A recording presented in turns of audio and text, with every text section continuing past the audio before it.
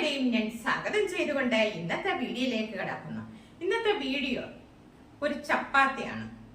ആ ചപ്പാത്തി ഒരാഴ്ച വരെ സോഫ്റ്റ് ആയിട്ട് നമ്മുടെ ഈ കയ്യിലിട്ട് ഇങ്ങനെ സോഫ്റ്റ് ഈ കൈയുടെ വെള്ളക്കകത്ത് ഒതുങ്ങിയിരിക്കുന്ന ചപ്പാത്തിയാണ് ഞാൻ റെഡിയാക്കുന്നത്. ആ ചപ്പാത്തി എല്ലാവർക്കും അറിയാമായിരിക്കും, അറിയാൻ വയ്യാത്തവർക്ക് വേണ്ടിയാണ്. ഒരാഴ്ച വരെ ഒരു ഫംഗസും കൂടാതെ വളരെയധികം സോഫ്റ്റ് ആയിട്ട് നമ്മുടെ ഈ കൈവെള്ളയിൽ ഇരിക്കുന്ന ഒരു ചപ്പാത്തിയാണ് ഞാൻ റെഡിയാക്കുന്നത്. അത് ചപ്പാത്തി എങ്ങനെ വേണം മാവ് കുഴക്കേണ്ടത്, എങ്ങനെയൊക്കെയാണെന്നുള്ളത് നമുക്ക് കണ്ടു നോക്കാം. അതിന്റെ കൂടെ ഞാൻ അതിനൊരു കറിയായിട്ട് റെഡിയാക്കുന്നത് മെഷറോ കൂണാണ് റെഡിയാക്കുന്നത്. അത് റോസ്റ്റ് ചെയ്യുകയാണ്. അതിനകത്ത് ഞാൻ മസാല ഒന്നും ചേർക്കാതെ വളരെ ടേസ്റ്റ് ആയിട്ട് നമുക്ക് മസാലയൊക്കെ ചേർത്ത് വരുമ്പോൾ അത് ശരീരത്തിന് വളരെ ഹാനികരമാണ്. മസാല ഒന്നും ഇല്ലാതെ വളരെയധികം സോഫ്റ്റ് ആയിട്ട് ചെറിയ ചെറിയ ഇൻഗ്രീഡിയൻസ് വെച്ചിട്ടാണ് ഞാൻ ഈ കൂണ് റെഡിയാക്കുന്നത്.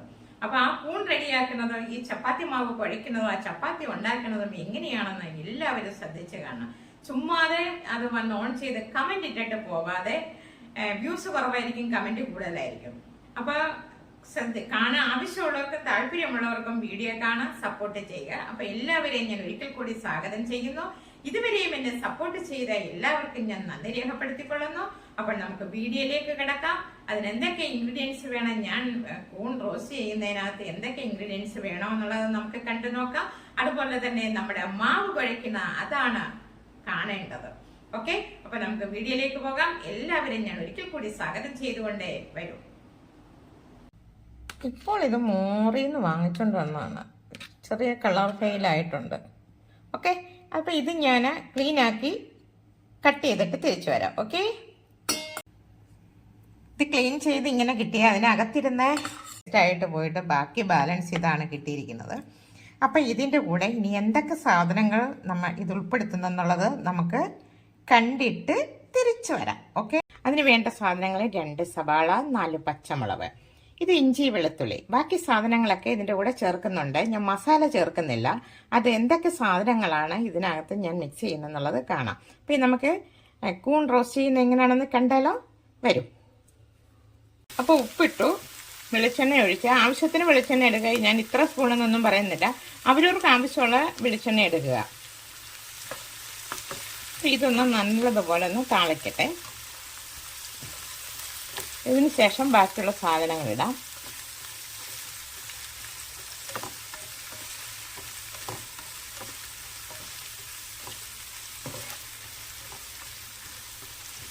ഇച്ചിരി ഒന്ന് വാടട്ടെ, എന്നിട്ട് തിരിച്ചു വരാം. അപ്പൊ ഇതിലേക്ക് ഞാൻ ഇഞ്ചിയും വെളുത്തുള്ളിയും കൂടെ ചതച്ച് വെച്ചിരുന്നത് ഇട്ടിട്ടുണ്ട്.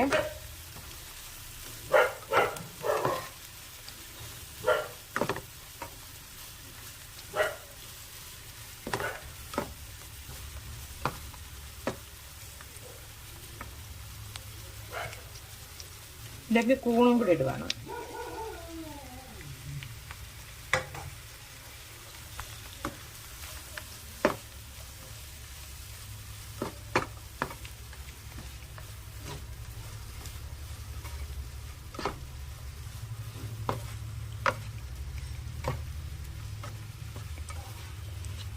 ഇതൊന്ന് അടച്ചു വെച്ചിട്ട് ഒരു അല്പസമയം കഴിഞ്ഞിട്ട് വരെ ഇതൊന്ന് വാടട്ടെ. എണ്ണയ്ക്കകത്തിരുന്ന് നന്നായിട്ടൊന്ന് ആവി കൊണ്ട് തിരിച്ചു വരാം. ഓക്കെ, അപ്പം നമ്മുടെ കൂണ്, സവാള ഇതെല്ലാം ഈ രൂപത്തിൽ എത്തിയിട്ടുണ്ട്. അപ്പം അതിനകത്തേക്ക് ഞാൻ പെപ്പർ പൗഡർ, മഞ്ഞപ്പൊടി ഇത്രയും മാത്രമേ ഞാൻ ചേർക്കുന്നുള്ളൂ. പച്ചമുളക് ഇട്ടിട്ടുണ്ടായിരുന്നല്ലോ. മല്ലിപ്പൊടി, മുളക് പൊടി ഒന്നും ഞാൻ ഇതിലേക്ക് മിക്സ് ചെയ്യുന്നില്ല.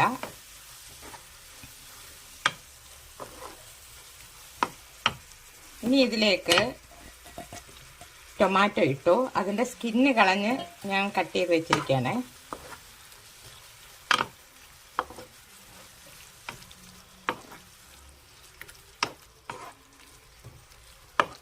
ഇത് ഞാനൊന്ന് അടച്ചു വെക്കുകയാണ്. ടൊമാറ്റോയും കൂടെ ഒന്ന് വേവണം. ഇതിന് ശേഷം ഞാനൊരു അടപ്പ് വെച്ച് അടച്ചു വെക്കുകയാണ്. എന്നിട്ട് തിരിച്ചു വരാം. മസാലയ്ക്ക് പകരം ഞാൻ ഇട്ടിരിക്കുന്നത് സർവ്വസുഗന്ധി എന്ന് പറയുന്ന ഇലയാണ്. ഇനി കൂട്ടത്തിൽ കറിവേപ്പിലയും കൂടി ഇട്ട് ഇളക്കി ഒന്ന് യോജിപ്പിച്ചിട്ട് ഞാനിത് മറ്റൊരു പാത്രത്തിലേക്ക് ചേഞ്ച് ചെയ്തിട്ട് തിരിച്ചു വരാം. ഓക്കെ,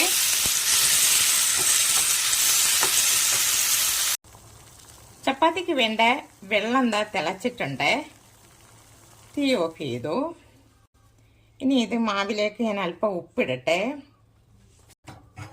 ആവശ്യത്തിനുള്ള മാവൊക്കെ നിങ്ങൾ എടുക്കുക. എൻ്റെ ആവശ്യത്തിനുള്ള മാവ് ഞാൻ എടുത്തു. ഇതാ വെള്ളം ഞാൻ ഒഴിക്കാൻ പോവുകയാണ്. പക്ഷേ ഒഴിക്കുമ്പോൾ ഇളക്കുകയും കൂടെ വേണം.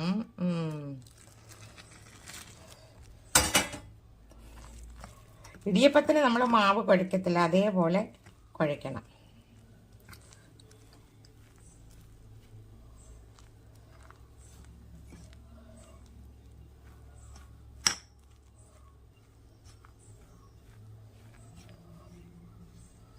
ശ്രദ്ധിച്ച് വേണം വെള്ളം ഒഴിക്കേണ്ടതുള്ള വെള്ളം എല്ലാം കൂടെ ഒഴിക്കരുത്, കുറേശ്ശെ ഒഴിച്ചെടുക്കണേ. അപ്പം എനിക്ക് കുറച്ച് വെള്ളം കൂടെ വേണം.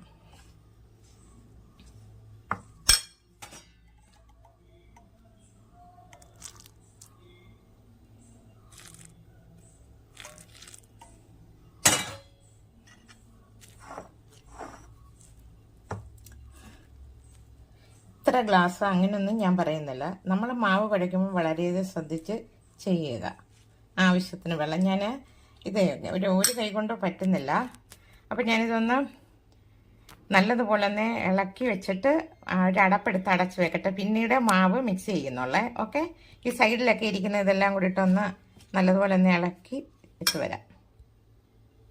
അപ്പം ഈ അളവിൽ ഞാനിങ്ങനെ ഇതാ മാവ് ഈ രീതിയിലാക്കി വെച്ചിട്ടുണ്ട്. ഇനി ഒരു അടപ്പെടുത്ത് അടച്ച് ഒരു 5 മിനിറ്റ് ഇങ്ങനെ ഇരിക്കട്ടെ.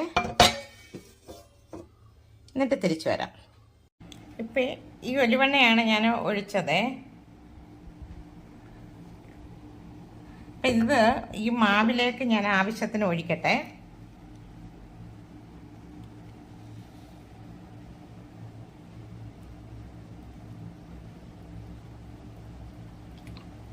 ഓക്കെ, ഇനി ഇത് മാവ് നന്നായിട്ടൊന്ന് കുഴയ്ക്കണം. അത് കൈകൊണ്ട് വേണം കുഴയ്ക്കേണ്ടത്. അപ്പം ഞാൻ ഈ ഫോണൊന്ന് മാറ്റി വെക്കുകയാണ്. ഫോൺ പിടിച്ചോണ്ട് മാവ് കുഴയ്ക്കാൻ പറ്റില്ലല്ലോ. അപ്പോൾ നമ്മുടെ മാവ് ദാ ഈ രൂപത്തിലായിട്ടുണ്ട്. ഓക്കെ, അപ്പോൾ ഇത് ഞാൻ നല്ലതായിട്ടൊന്ന് ചപ്പാത്തി പലക വെച്ച് പരത്തി എടുത്തിട്ട് വരാം. ഓക്കെ,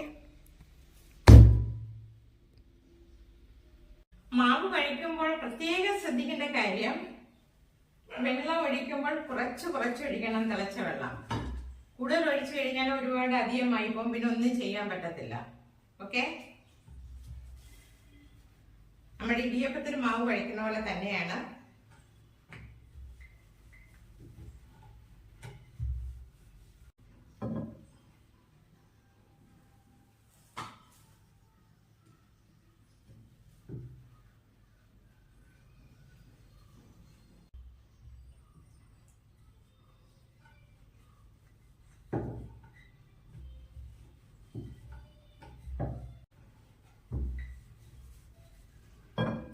ഇതെല്ലാം ഞാനിങ്ങനെ റെഡിയാക്കിയിട്ട് വരാം. ഓക്കെ, ബെഞ്ചിനെ റെഡിയാക്കിയിരിക്കുന്ന ഈ രീതിയിലാണ്. നോക്കാം. എല്ലാവർക്കും ഇഷ്ടപ്പെട്ട് കാണാമെന്ന് വിചാരിക്കുന്നു.